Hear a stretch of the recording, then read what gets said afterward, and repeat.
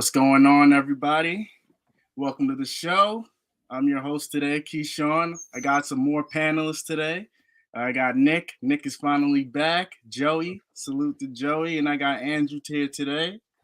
And really, what we're going to go over is Friday Night Smackdown and what happened with the Bloodline. So, anyone watching the video, hopefully you can like, share, comment, and please subscribe, of course. But how's everyone else doing, though? Doing all right. Doing good. Yeah. I'm fine. No Chelsea this weekend. I'm good. yeah. Honestly, I've not spoken about Chelsea since Monday. I've had a great week. Right? Let's just not talk about it. Yeah. Yeah. So I know good vibes over here. All right. So my first question to everyone is like, what are your thoughts on Tama Tonga coming in and like how he came in? Do you guys think it was like the best way they could have done it, or would you have done it something differently, or something like that? So I'll start with Andrew first. What do you think?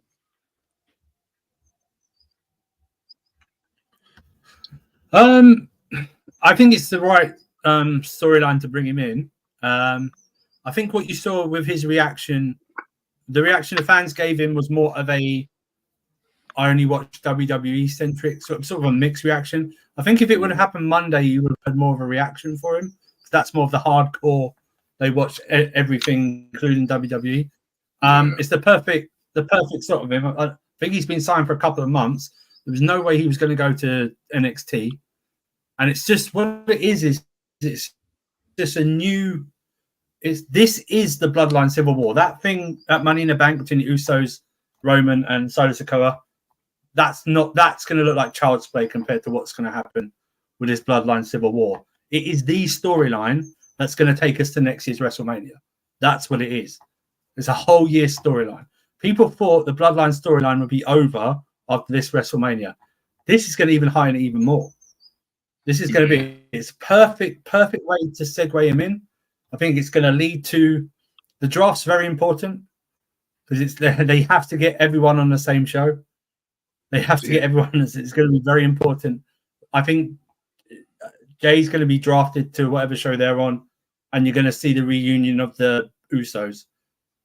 This whole thing is going to explode where Roman comes back as a good guy, and we all know the Rock's behind it, and that's it. It goes to WrestleMania and stuff like that. But Tama Tonga, what they need to do is start doing video packages and interviews over the next couple of weeks to let people know who he is. Why was he so big in Japan? Remind everyone he was on that. Remember the Bloodline thing, the poster, the thing at the Rock did. His name was there. His name was there. So was, by the way, Jacob Fatu's name, who's going to be coming into this as well. His name is on there as well. So it's all I want to know is I want to know what Tanga Loa's contract with New Japan, how long that is, because if they can get him in as well, and you've got like a tag team match with the Gorillas of Destiny versus the Usos, that's just taking my money.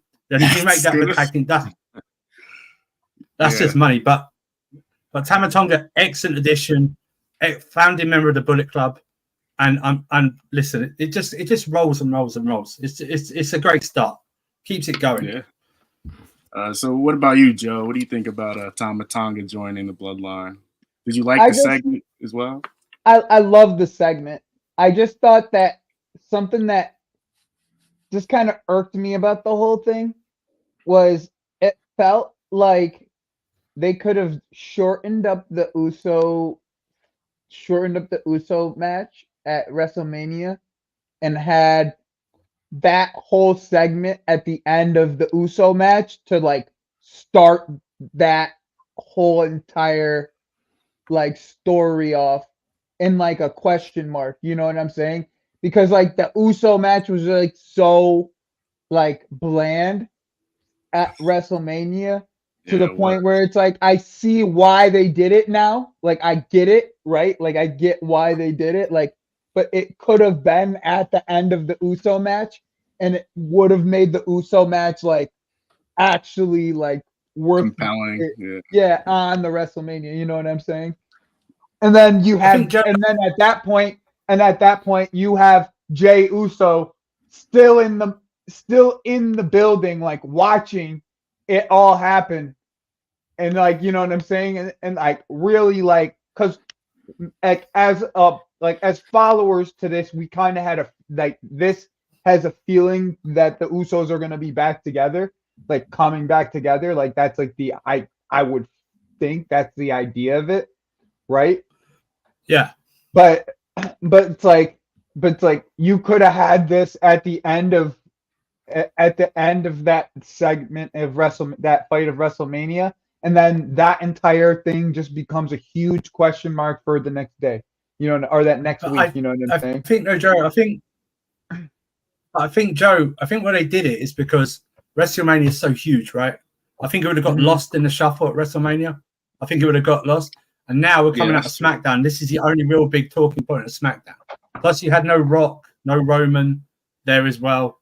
Do you know what I mean? Yeah, Everyone's Roman's questioning. gonna take a break, right? Like, yeah, and also it's like we have this draft coming up, and it's not really going to kick off until the draft's done, or until after Backlash. Sorry, until that's done. This is the whole thing, but it's to get people talking, and I think it's the right thing to do to debut someone who's, let's face it, like I said before, to the main WWE audience, they're really not going to know who Tama Tonga is. Yeah. Do you know what I mean? They're really not going to know. That hardcore audience, Philly, yeah, no Yeah, problem. but I don't think it matters that much as long as we know he's part of the bloodline, like the actual like bloodline of it all. You know what I mean? Like he is part of family in the end. Like that's the idea. Like as long as that's the case, I don't think that really matters. Well, that's why they need to do. They need to do video packages and interviews, and even going up to the draft to really flush this guy out. Keep saying if this guy has a tag team partner, if this guy has a tag team partner, they need to bring him in. Keep going to two. Yeah, I honestly I think it was best for him to come out on SmackDown. You know, just something fresh, adding to the whole Bloodline story.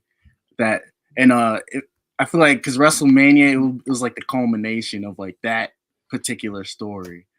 So I don't mind them moving it to SmackDown to have something else to talk about. But Nick, what's your thoughts on it? I thought it was very well executed how they're trying to build Solo back up into like this like monster. But with Jacob Fatu coming in, is it gonna be like is Tama gonna team with Solo? Is he gonna be like team with Jacob? Is he gonna be like by himself? Like we don't know. No, I know who Tama Tonga is, so I wasn't like I also knew he was coming in at some point, so I wasn't like that surprised at the fact that he was there. But I was very shocked that they didn't like Andrew said, like put like a video package out there, like, oh, this guy is like coming in. But also, like, I think it was very well, like Heyman sold it well, like, oh shit, like this guy just came in, like this guy was one of the founding members of Bullet Club, like one of the better wrestlers in New Japan. I think it like with Roman and now probably Jimmy taking an extended period off because of after WrestleMania. You have to build up the bloodline again, which is fine. And probably going into the draft, like, you know, use them and like as the focal point, like Nick Aldis and Adam Pearce want these guys on their show.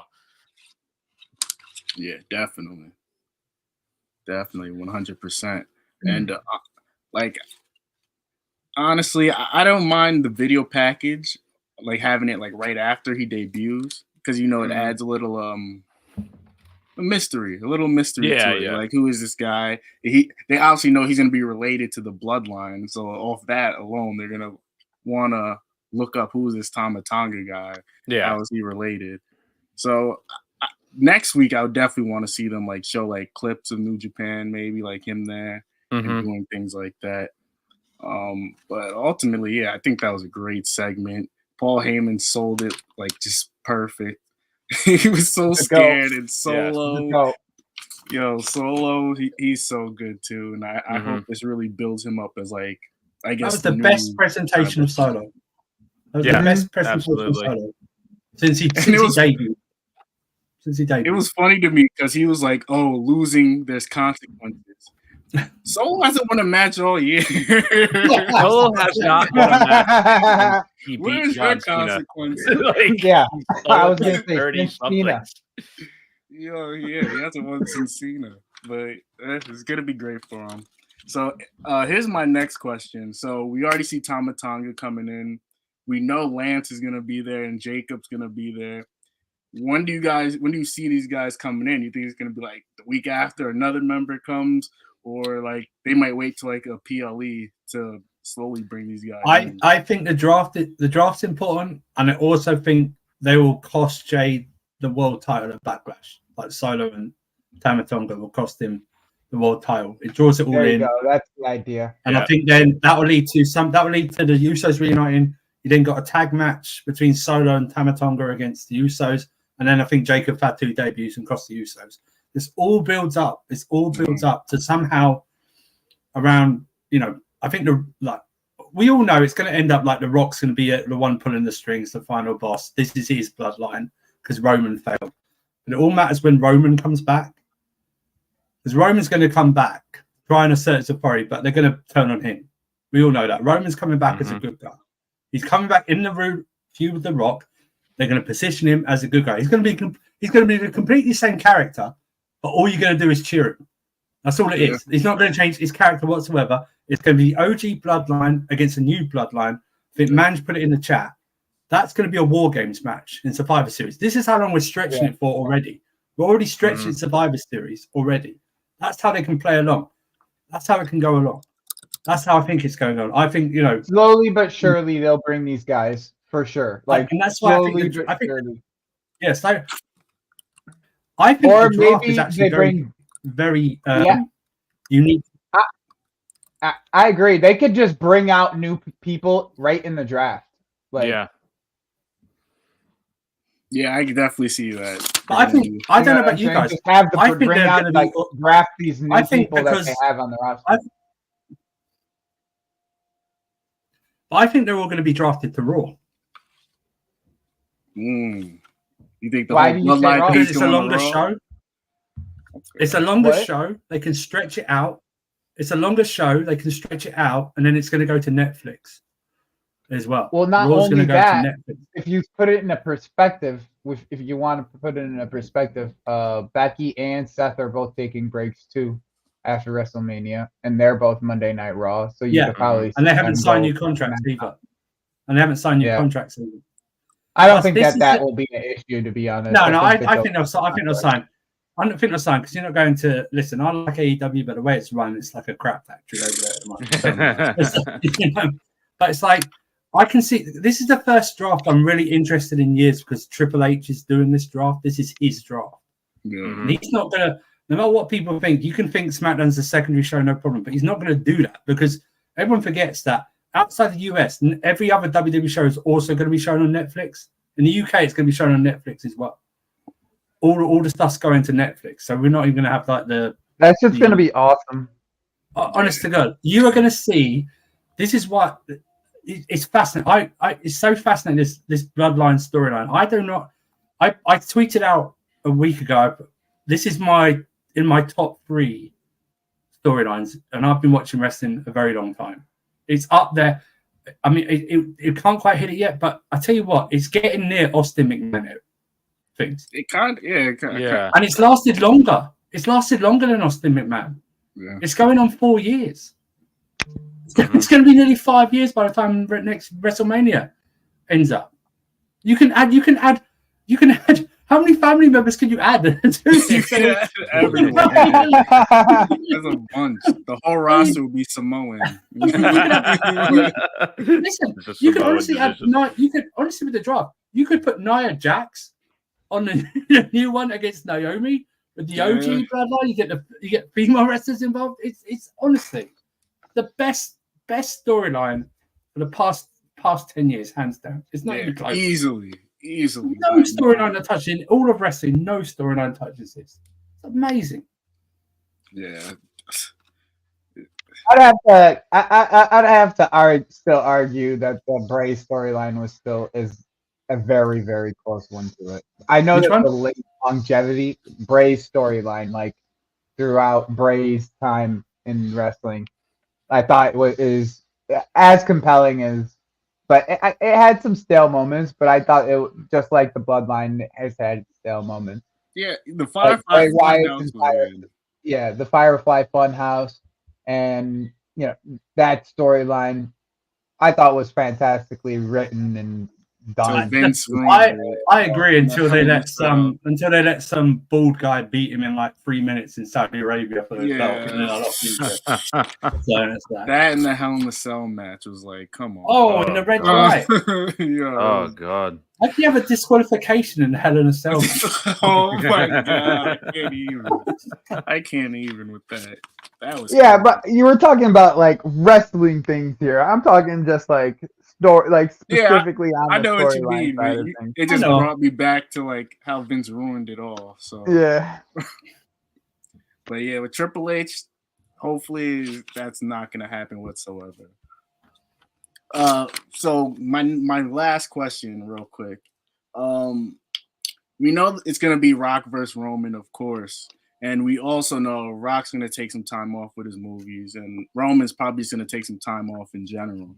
But like, when exactly do you see these guys coming back, and like, how are they gonna make the impact like when they do come back? I think Rock will face Cody at SummerSlam for the belt. So I think he's going to come back. I think they've got Money in the Bank in July because I think Clash of the Castles in June. So they've got Money in the Bank. So I think he'll return just after that time, or try to, depending on the schedule. Roman, I think, might return just around the same time. I really think when he starts seeing the Usos get beaten up like a lot by this new bloodline, I think that's when he'll return and try and assert his authority, his dominance, and then I don't know what match that will lead to, whether that's a single solo versus Roman to begin with or something like that, or a 3-man or something like that. I honestly don't know. I think around the summertime it will start building up again. Usually the months after between Mania and then just before Money in the Bank and SummerSlam, they're kind of low.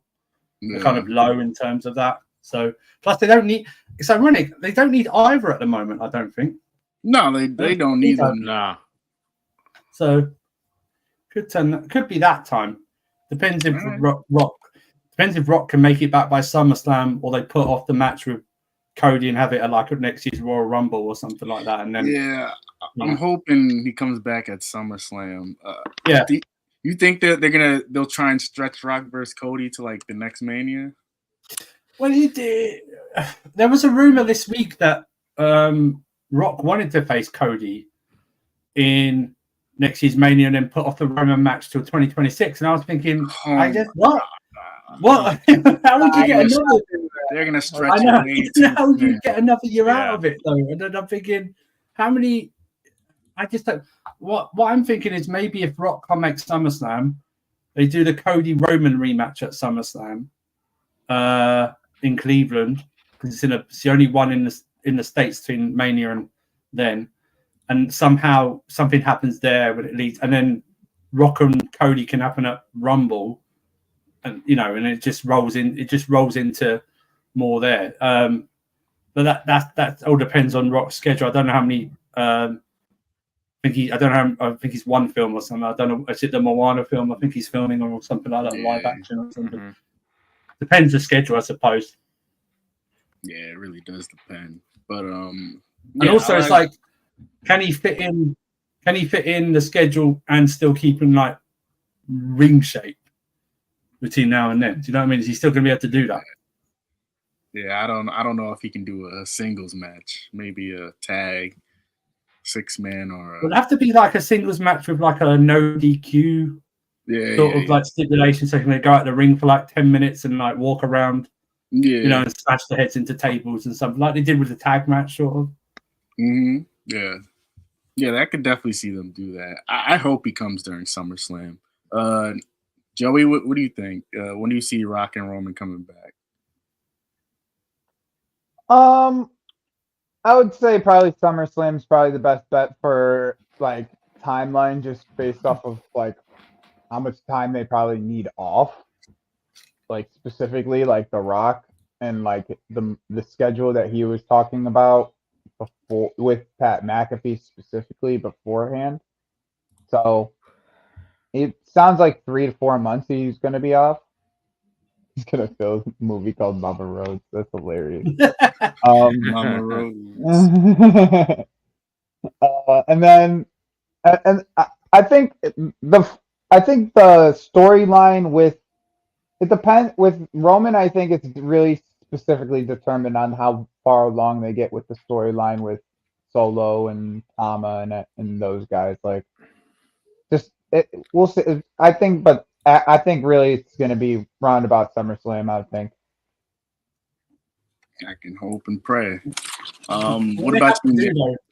What they have to do though, with this draft, is they have to keep the show separate. Yeah. So you're tuning in each week. Because I don't want to see like the first week after the draft is the Bloodline show up on both shows. You know what I mean, or something like that. I don't want to see that. Mm-hmm. We've seen it before in past drafts. Keep them separate. That's how you prolong the storyline. If you have the Bloodline on one show, they cannot show up on the other show. No matter what, you cannot do that. Keep it separate. Then it stretches out even more. You're waiting in a week in between to see how whoever's going to respond or what happens next. It's anticipation. That's what it is. Keep it separate, which is why I hope this draft they actually stick to the goddamn rules.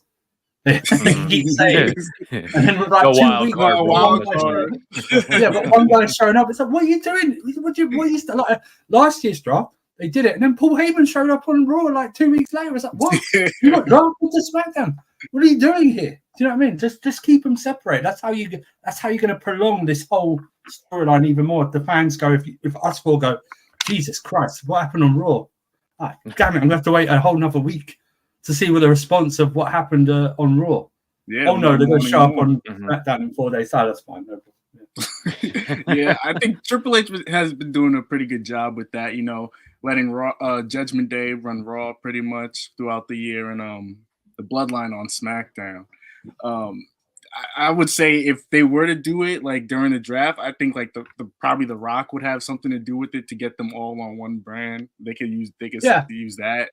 You know, like he's the final boss. So now to see the Rock's fine to go in between shows because he's a member of the board, so he's not going to be drafted. The rest are going to be drafted. So I'm saying during the draft, like he could pull some strings and put them on one brand. He can have he can go. Yeah, these guys or like. These guys had to be drafted together. Like Solo Sikoa, Tama Tonga had to be drafted together. You cannot separate them like that. Something like that. So, Nick, what do you think? When do you see Rock and Roman coming back? I would put Roman's timeline like probably SummerSlam. He'll do his 3 month sabbatical that he's taken for the last couple of years. Yeah, and then. If Cody still has the belt, which I think he will, you can do him versus Rock at the Royal Rumble and then do Roman and him at WrestleMania. But I don't know, because that report really is like that he doesn't want to work. He'd rather work with Cody because of the dynamic that he beat Cody in the first night of WrestleMania. Yeah. So I don't know. I don't know when Rock is gonna come back, but I would push for the Cody match first and then the Roman match at WrestleMania. If that's I think it should go. And I think Roman should fight Cody at SummerSlam, end their storyline, and then, have them go their separate ways and then bring The Rock back into it at some point and then get Roman back involved somehow. But I don't know. Yeah, I can see it's definitely where it's like. Mm-hmm. I could see it like at SummerSlam, they have their rematch, and then maybe like, the new Bloodline members jump them both, and then like they can have like some sort of camaraderie. They find a way to work together or something like that. Because they're gonna need, if they do War Games, they're gonna need like another member. It could be possibly a Cody or something. I don't know. Yeah, I was thinking that for if they do Roman and Cody at SummerSlam, like for a few weeks, says he's able to like lead and bring both sides together for a few weeks, and then it implodes at SummerSlam. And then Rock's storyline could be, I'm the only one who's beaten Cody since WrestleMania. I'm the only one. You've lost to him twice. You know what I mean? You let the side down. You're the tribal chief. I'm the high chief. You know what I mean? Stuff like that. Yep. You know what I mean? That's the storyline worked in. And then obviously the storyline for the WrestleMania when they face each other will be for, I don't know what it's for, whether it's like the whole bloodline or something. I have no idea what this stipulation would be, but it can't just be a normal one-on-one match. It has to have some type of stipulation on there or something like that. But that's what I would do because because you still need, Roman's still got to have his rematch. Everyone forgets that. Yeah, but then we're saying that in order to have that, then the draft, Cody has to be on that same show. And I think you need to separate Cody from the bloodline, not The Rock, but from the bloodline itself now. Yeah. I think you need to separate them. So it's really tricky what they're going to do because it's fascinating. It's the most anticipated draft in years for me. Yeah, they can take a lot of ways. They can go a lot of ways about it. Like that's the best part. You know, you don't know what's gonna happen. Fascinating. That's how you keep people on the edge of their seats. Yeah, that's right. Like unless they like you say, they put off Roman. Like they don't actually include him in the draft whatsoever, and like say he's off and he can come and sign. He's like a free agent, so he can come and sign with who he wants, and then after he loses to Cody, he signs with whoever the other where the bloodline is, like Solo Co and stuff like. He signs for that brand, something like that. They could do something like that, I suppose. Yeah, there's just a lot of ways to go about it. One other thing, where do you see like Seth is still involved in this? Like, I know he's gonna take some time off too, but you know, with that whole Shield thing at the end of WrestleMania, do you think like him and Roman get closure out of that, or is it just like at some point? But I don't think immediately. Yeah, that's probably like because I feel like in a year's time. Yeah, like probably, I feel like they're not gonna want to. They're gonna want to blow off the Cody stuff first and then go into the Seth stuff. Because that's the money match is Cody versus Roman still, and I mean Seth can be put in that position once he gets back, but let him heal his back, his knee, and everything that's ailing him, and then Seth could be a fascinating opponent for Cody at next year's WrestleMania if he turns heel. Yeah, he could. Yeah, like he could say, "I did all this, and this," where was the thank yous or stuff like this? They could really work that in. I took a chair. The only reason you're champion is because Roman decided to get payback after 10 years and smashed in the back of the chair. That's the thing with this feud, like with Cody now being the champion, they're gonna have to build up a lot of the heels on the roster. Like, yes, I think AJ's gonna get the shot against him because they don't want LA Knight to take a loss. I mean, and then you got that whole Bullet Club situation they can play off of. Well, you got Randy Orton. Yeah. I feel like Randy's too early into the coming back. Oh yeah, I'm talking like later on, like maybe a couple, maybe down the road, but maybe next year's WrestleMania. Maybe him for WrestleMania. It's a whole the backstory on that is huge as well. The backstory that you might not even have to turn Randy Orton heel. You know what I mean? He could just be the same old Randy Orton. Same old Randy Orton. He still get cheered if you turned him heel anyway. So what does it matter? Yeah, that's true. Oh man. Yeah, it's gonna be interesting to see how that plays out. Seth and Roman story, that's just gonna be like a forever story, like a Kevin and a Sammy kind of thing. Yeah. Anything else? Let me think. I think we basically spoke about all of it, really, regarding the bloodline. Well, that's the only thing this week. Yeah, right. After Mania, that's the only thing, really. Nothing else is really popped, really. I mean, I think that's what you're going to find until the draft happens, it's going to be sort of it'll still be good stuff, but it'll be only little things here and there because you're always in the back of your mind going, will these guys still be on the same brand after the draft? You know what I mean? How am I going to get? Plus, they got the PLE and Backlash as well. I'm sure AJ Styles is going to beat LA Knight, so that's going to be fascinating between him and Cody Rhodes for the next couple of weeks. The back and forth promos. I'm sure the Bullet Club is going to be mentioned a lot of times, stuff like that. It might be a good way to try and reintroduce Gallows and Anderson and get them to do something. You know what I mean? I got a little. I hope this is what happens with Gallows and Anderson. I think the Judgment Day is gonna eventually split, and Finn's gonna be on his own. I want Finn to bring these guys up from NXT and start the Bullet Club again. And then you can like maybe get involved with Cody or AJ Styles, like if he'll join, if he won't join. Yeah, they could do a lot of things with this, man. I'm just happy. Yeah, it's not the same. That's the fact. They could do that if they move. That's what I'm talking about. Of like separating Cody Rhodes from the Bloodline, is moving the Bloodline away from Cody Rhodes and having them on Raw or SmackDown, and then having this sort of story. They could have this storyline for Rhodes for the next few months. AJ Styles or Finn Balor. Haven't seen Cody Rhodes versus Finn Balor much, apart from on Raw a couple of matches. But actually have it stuff like that. It really is. They've got a lot of stuff to sink their teeth into with this storyline. That's what I'm saying. This draft's the most anticipated. I'll know who's heading where if they still stick to the same. Well, these guys are only available on Friday, and these guys are only available on Monday's show and stuff like that. It's fascinating. I think they might make changes to the way they draft things because they've got general managers now, right? Yeah. So obviously they'll be doing the picking and stuff. Ava Rain. Ava Rain is general manager. Ava Rain, yeah.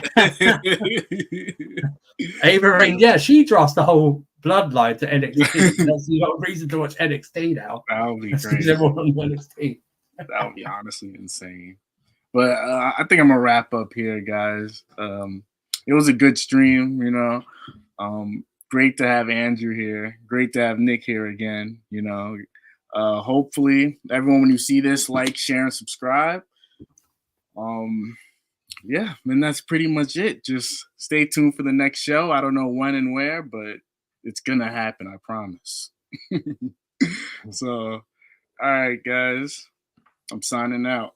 All right. Peace.